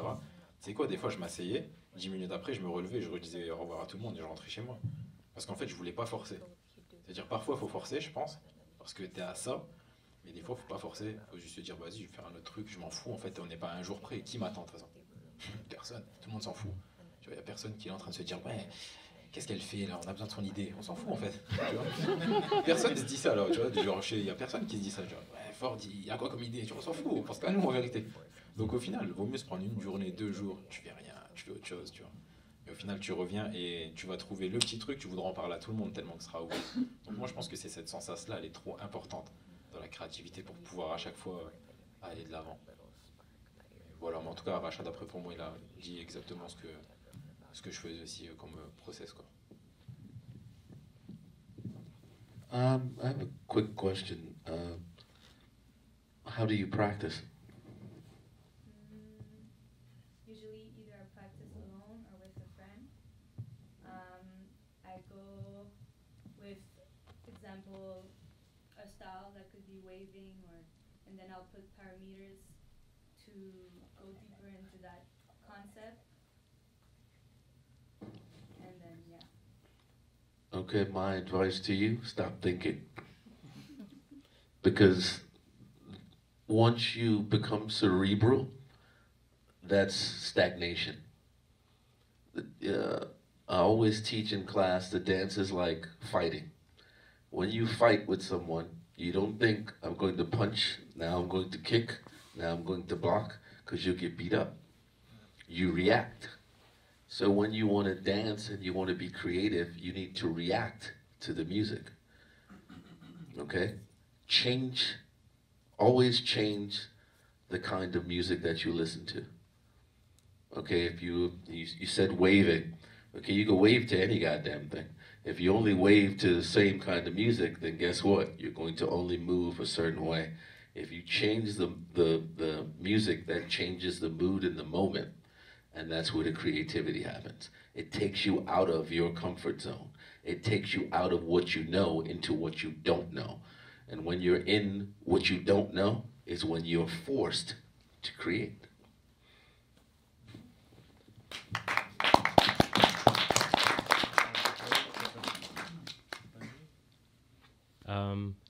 I'm a bit scared to ask this question, honestly, because I feel like I might be misunderstood.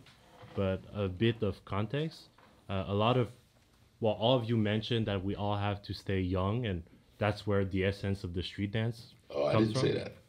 But you mean like having fun? We all kind of mentioned it in a way because when you were young, I'm still young, thank you. you are. But the movement that your generation came up with, they were created because there was an influence of music and culture. And today I realize that the younger generation, some things that used to be done doesn't match what they want to hear. For example, funk music and popping. Now a lot of young people, they want to listen to trap or rap. But then again, in jams, when younger people want to participate at battles, well, they're only going to hear funk music. But how come we're not allowed to play, let's say, rap music during popping battles? How come it's not allowed, or it's very taboo in a way? Well, here's a newsflash. Most of the music that you're hearing in these popping battles are hip-hop beats. It's not really funk music. It's music that it's really rap music that's kind of funk based, and there's nothing wrong with popping to different music. That's it's a different generation, a different time, but in a contest has a criteria. There are rules. So if it's a salsa contest, can I play trap? No. Nope. I gotta play salsa, correct? Because that's the base of the dance. So, if it's a popping contest, they're going to play what the base of the dance is, funk. Now that goes back to what I said about the DJ. If you have a, credible, knowledgeable DJ, they can find funk that also has trap in it. Because trap is just electronic breakbeats. That's all that is. So you can get a funk track that has trap in it if you have a DJ that's knowledgeable about the dance and the music. That DJ will play something to inspire your generation while also inspiring mine and the generation before me. But if you don't, you're just gonna get, Ohio, Ohio. So yeah, there needs to be a bridge between the generations, and the bridge has always been the music. But you have to have someone that's knowledgeable, that knows how to traverse that bridge, in my opinion. If I may, just to maybe give more context to what you said, Hoy, can I ask when you sing in the battles, they're only playing like the same typical funk music? Are you referring to Montreal? Or are you referring to the whole world? Because if that's his question, might make more sense. Right. For example, the latest thing that happened to me is Ross asked me to substitute for a class. So they were really young. And I started playing funk music. And one of the girls came up to me and she asked me, hey, can we play this, can we do the whole class on this type of music? Which was a Montreal artist that was playing rap music. So how could I say no to her or to them? Because that's what they wanted, to have fun. Even though I know the popping came out of the funk era, I couldn't deny her request because that's what she wanted to have fun. That's what she related to, if that makes sense. Mais pourquoi tu veux leur dire non? Completely. Excuse-moi? Pourquoi tu veux leur dire non? Mais c'est ça que je veux dire, c'est que je remarque qu'on se met souvent des limitations par rapport à la musique. Ouais, mais faut pas. Mais c'est ça. Je voulais savoir là. En vrai, tu vois, concrètement, là on parle, toi et moi, tu vois. Et on s'en fout de ouf. Mais ce que tu veux. Non, mais tu vois ce que je veux dire? On s'en fiche. Parce qu'en fait, il y a des timings. C'est qu'une personne qui commence la danse, elle a 1 an de danse, 2 ans de danse, elle peut pas comprendre. Parce qu'elle veut juste kiffer en fait. Et en fait, ça, c'est au fur et à mesure. C'est quand on explique à des jeunes. Tu vois, moi j'ai donné des cours à Lille par exemple. J'y mettais rarement de la funk. Parce que les gens, ils n'allaient pas venir.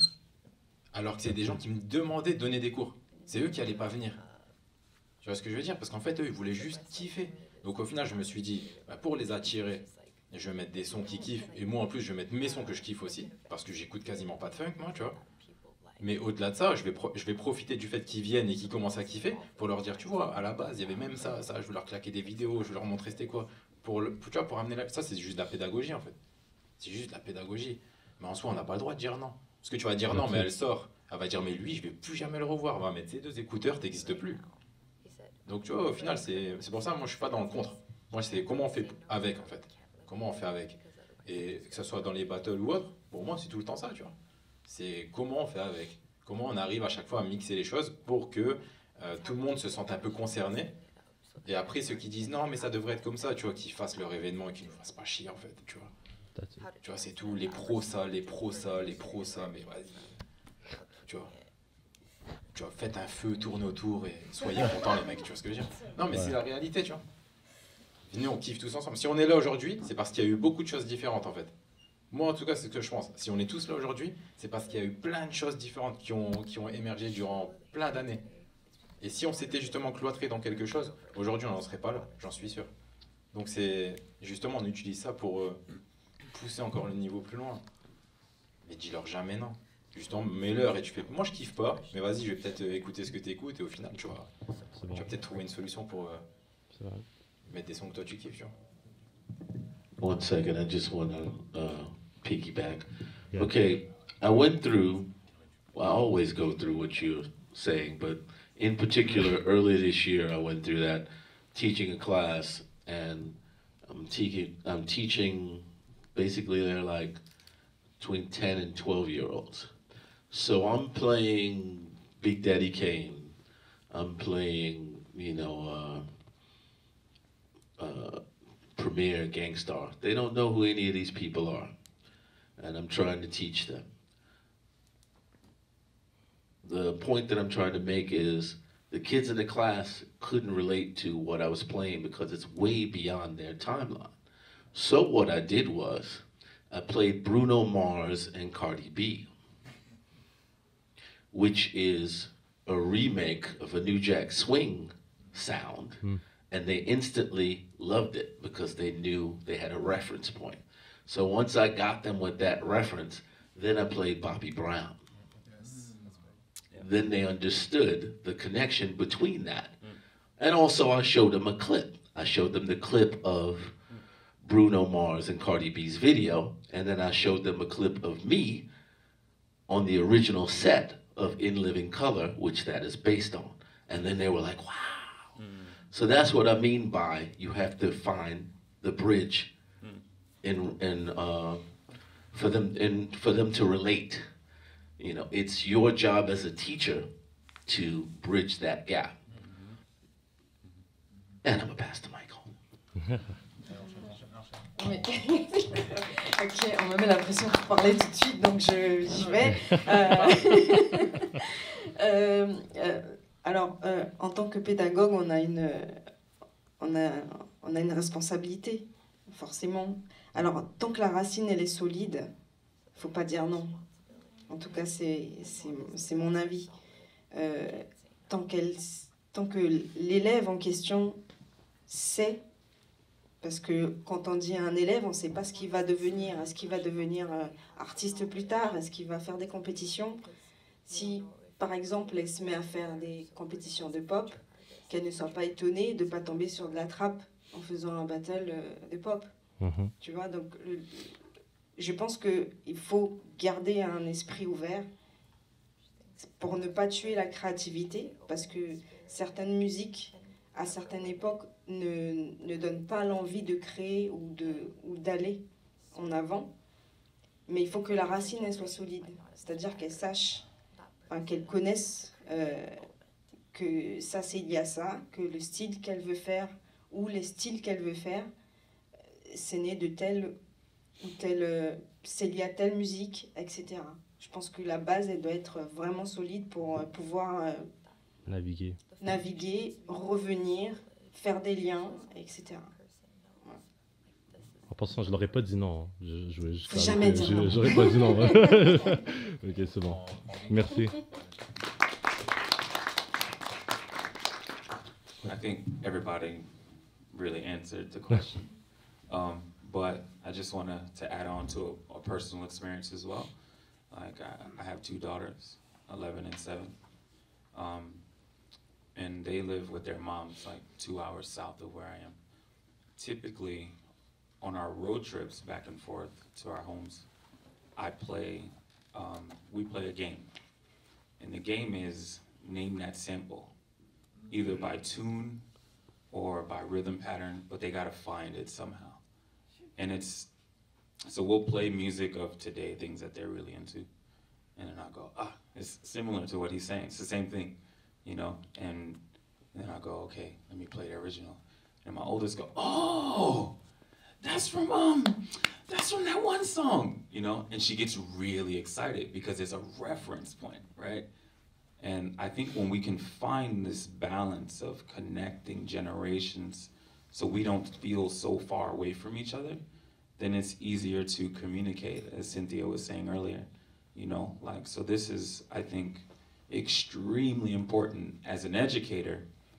How do I pass on information that is digestible without watering it down and taking away things because they don't know any better, actually. When they're young, they have an idea, but like, they're so in this, but we experience the thing, so we have a chance to be in the moment with them, but then pull them back and push them forward, and we're just a bumper to give them ideas of the possibilities of this thing. So be that, you know, like that's your job as a teacher. Be the bumper. Give them some information, and it doesn't have to be force fed, but you can find really clever games and different ways to intrigue them and keep their interest, you know. So yeah, I don't know if that game will help, but I think everybody here again answered the question. Yeah. Yeah. Thank you. So, yeah, no problem.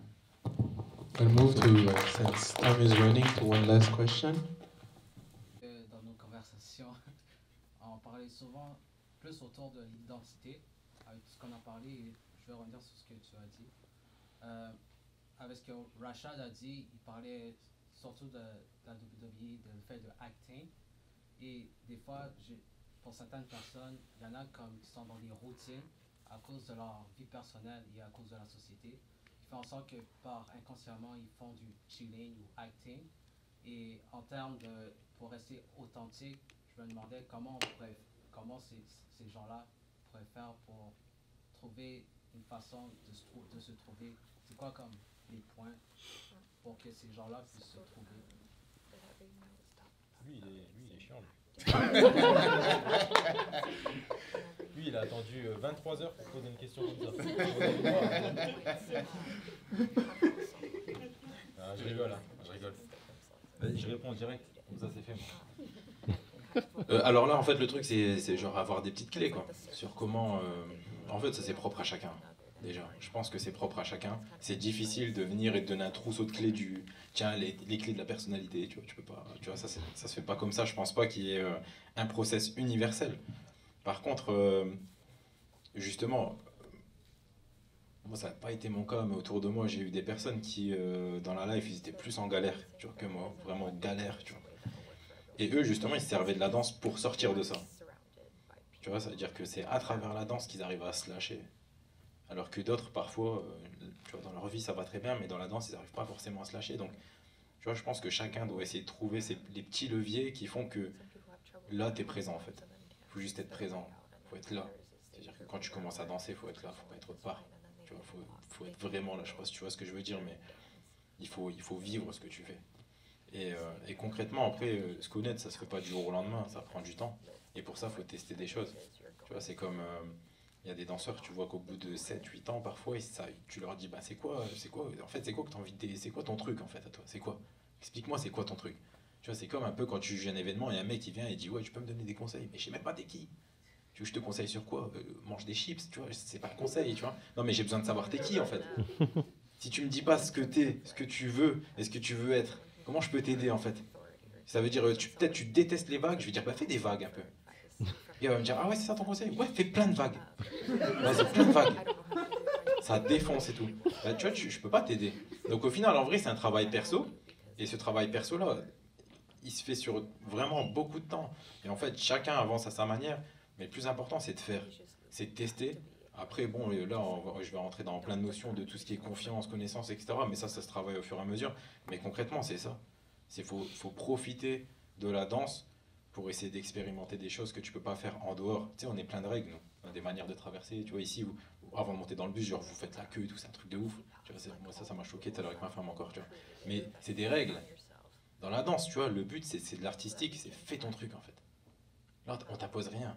Il y a des styles, etc. Il y a une histoire, mais en soi, je veux dire, propose. Donc, tu vois, c'est vraiment déjà l'approche, l'intention de se dire, bah voilà, pourquoi je danse, pourquoi j'aime ça. Si la personne veut vraiment essayer d'exprimer quelque chose, c'est comment je vais le faire. Et pour ça, il faut d'abord tester. Et à partir du moment où tu trouves les choses que tu aimes, comment tu peux les pousser, en faire ton truc, etc. Tu vois, je peux pas te donner...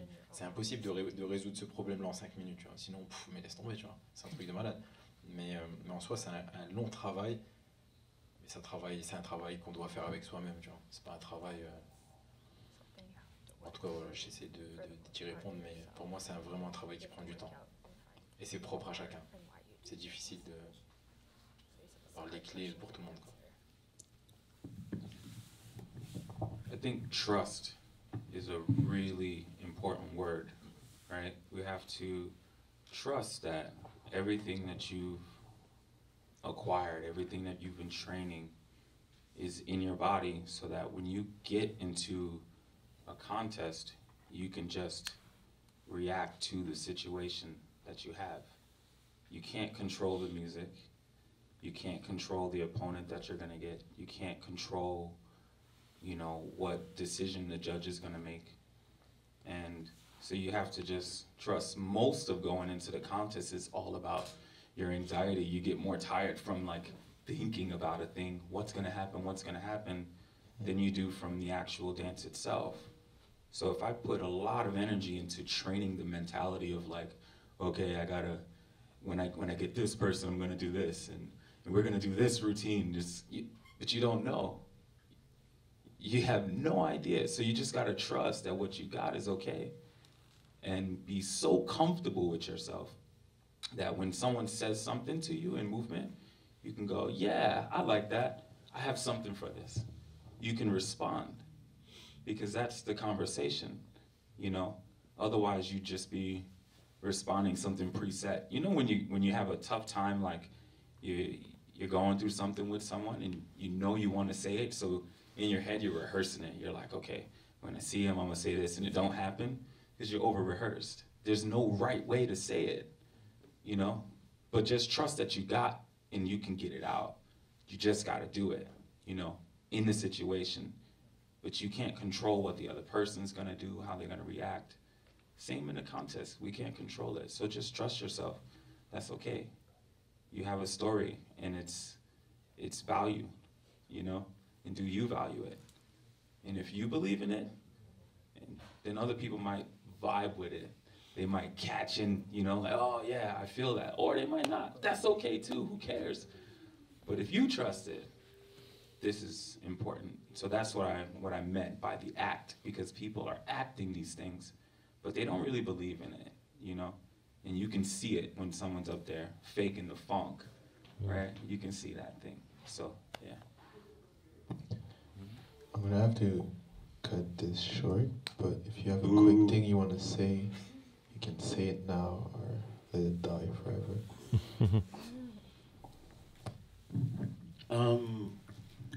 In terms of, you're talking about battles,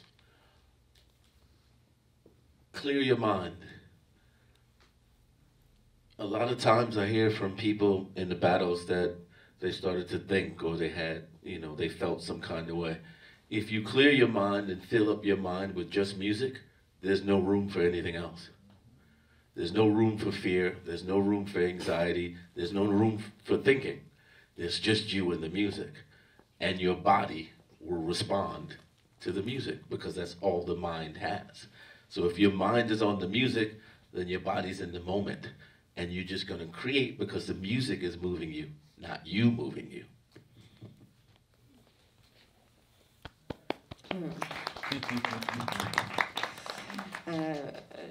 Du coup, prendre le temps. C'est une question de temps. Là, c'est carrément...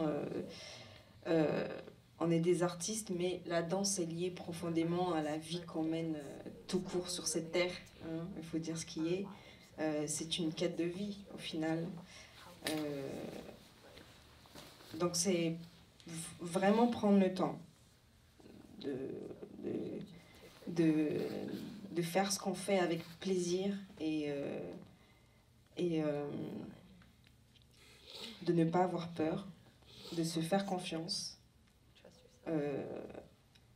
Et voilà, tout est lié. Hein. De toute façon, on est des artistes, chacun a son histoire. Mais je pense que ce qu'on mène sur scène, quel que soit l'endroit où on est, parce que je suis persuadée que tout être humain a un talent, c'est quelle que soit la chose qu'on porte, il faut la porter, il faut vraiment la porter, quoi. Faut qu'on ait conscience que chacun, ce qu'on porte, est précieux, quoi qu'il arrive. Donc, prends ton temps. Voilà. J'ai un dernier truc en speed. Non, parce qu'en plus tout à l'heure, j'avais compris la question aussi un peu autrement. Mais déjà, l'une des choses, en général, je dis pas, genre faites pas, tu vois. Mais là, je vais le dire. C'est le petit moment où je m'étonne. Mais pour moi, il faut surtout pas commencer avec des battles. Tu vois, les personnes qui ont envie de faire quelque chose, en tout cas dans la danse, qu'ils aient envie de montrer ce qu'ils ont développé ou travaillé ou leur danse tout simplement. Faut pas commencer avec des battles. Il y a beaucoup de personnes qui se mettent des pressions en fait, en pensant que c'est genre si tu passes pas dans les battles, bah, en fait t'existes pas. Mais t'existes, tu vois. Il y a plein d'endroits, de manières de montrer sa danse, et je pense que c'est comme ça. Il faut commencer pour moi. Il faut commencer avec des cercles, avec l'échange avec les autres, et après petit à petit tu rentres dans les compètes. Et la deuxième chose, c'est par rapport à tout ce qui est, parce que Rachad il parle aussi beaucoup d'acting, tout ça.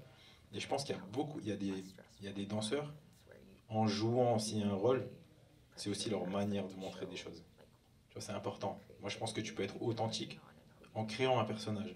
Je sais pas si tu vois ce que je veux dire. Parce que c'est une manière artistique de montrer quelque chose.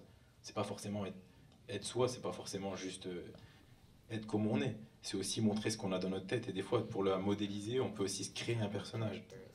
Et c'est important, non mais c'est important de savoir ça, tu vois, c'est comme là, tu prends dans le rap par exemple, t'as des mecs qui viennent, on voit pas leur visage, des choses comme ça. C'est une manière aussi de modéliser un personnage. Et les mecs, quand tu les vois dans la rue, ils ont un visage quand même, tu vois, ils existent les mecs. Donc je pense que c'est aussi une manière de développer les choses. Faut pas la négliger, tu vois. Donc après, c'est selon ce que tu kiffes. So, ça va clôturer notre conversation.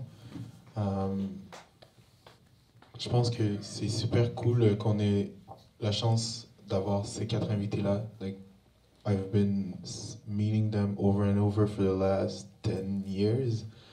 And then they're like all amazing individual. And then if you don't know them, if you didn't know them, like take time to research what they do. Connect with them if you can. If you see them in another country, just like talk to them. Like I've had amazing talks with them. And I feel like having those conversations more often helps us, like Rashad was saying, stay connected. When he's sitting with his dad, just chilling, it helps him get rooted in the moment. And so I feel like we should have those more.